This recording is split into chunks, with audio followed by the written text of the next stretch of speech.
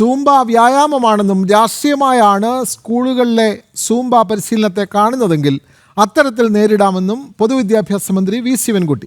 MSFന്റെ സൂംബായ്ക്ക് കുഴപ്പമില്ലല്ലോ, ഇടതുപക്ഷത്തിൻ്റെ സൂംബായ്ക്ക് എന്താണ് കുഴപ്പമെന്നും മന്ത്രി ചോദിക്കുന്നു. നിയമപരമായി കുട്ടികളെ സൂംബ പരിശീലനത്തിൽ നിന്ന് മാറ്റി നിർത്താൻ രക്ഷിതാക്കൾക്ക് പോലും ആകില്ല എന്ന് മന്ത്രി കോഴിക്കോട്ടാണ് പറഞ്ഞത്. തന്നെ ഇങ്ങനെ പറഞ്ഞ മന്ത്രി ഉടൻ തന്നെ അത് തിരുത്തുകയും ചെയ്തു. വ്യക്തിപരമായ കാരണങ്ങൾ ഉണ്ടെങ്കിൽ മാറി നിൽക്കാം, കുട്ടികൾക്ക് ഗുണകരമായ ഈ പരിപാടി വിവാദമാക്കേണ്ട സാഹചര്യമില്ല എന്നും മന്ത്രി അഭ്യർത്ഥിച്ചു.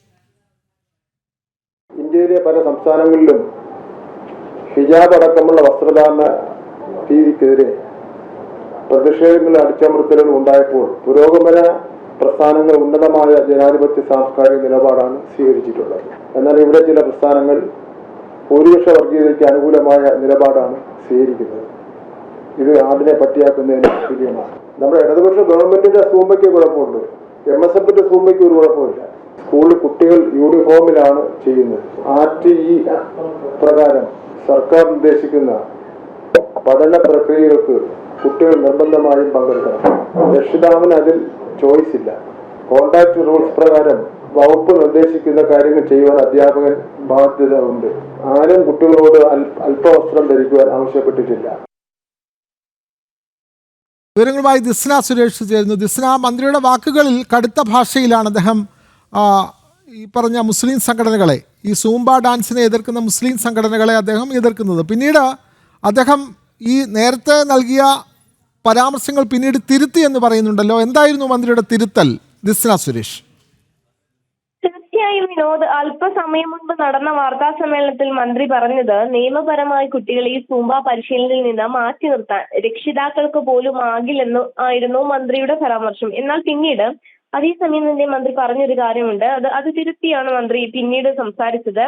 വ്യക്തിപരമായ കാരണങ്ങൾ ഉണ്ടെങ്കിൽ കുട്ടികൾക്ക് ഈ സൂംബ പരിശീലനത്തിൽ നിന്ന് മാറി നിൽക്കാം എന്നൊരു കാര്യം തന്നെയാണ് മന്ത്രി പറഞ്ഞിരിക്കുന്നത്. കുട്ടികൾക്ക് ഗുണകരമായ പരിപാടി, ഇത്തരം പരിപാടികൾ വിവാദമാക്കേണ്ട കാര്യമില്ലെന്നും മന്ത്രി പറഞ്ഞു.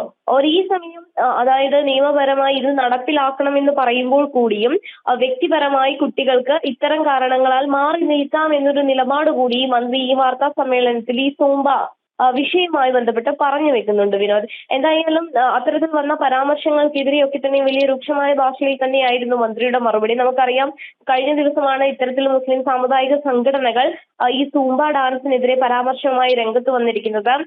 അതിൽ വിസ്ഡം ഉൾപ്പെടെയുള്ള TP അബൂബക്കർ ഉൾപ്പെടെയുള്ള ആളുകൾ ഫേസ്ബുക്കിൽ പോസ്റ്റുമായി രംഗത്ത് വന്നിരുന്നു. അതിൽ അവർ പോസ്റ്റ് ചെയ്തത് എന്ന് പറയുന്നത് അല്പവസ്ത്രം ധരിച്ചുകൊണ്ട്, ആൺകുട്ടികളും പെൺകുട്ടികളും അല്പവസ്ത്രം ധരിച്ചുകൊണ്ട് മൊബൈൽ ഫോണിൽ പാട്ട് വെച്ച് തുള്ളേണ്ട ആവശ്യമില്ല എന്ന് തുടങ്ങിയ പരാമർശങ്ങളായിരുന്നു. എന്തായാലും ഇത്തരം പരാമർശങ്ങൾക്കെതിരെ, ഇത്തരം പരാമർശങ്ങൾ സമൂഹത്തിൽ നടത്തരുതെന്നൊരു ഒരു കാര്യം കൂടി മന്ത്രി പറഞ്ഞു വെക്കുമ്പോൾ കൂടിയും വ്യക്തിപരമായി കുട്ടികൾക്ക് ഈ സൂംബയിൽ താല്പര്യമില്ലെങ്കിൽ മാറി നിൽക്കാമെന്ന നിലപാട് തിരുത്തൽ കൂടി മന്ത്രിയുടെ വാർത്താ സമ്മേളനത്തിൽ ഇന്നുണ്ടായിരുന്നു വിനോദ്.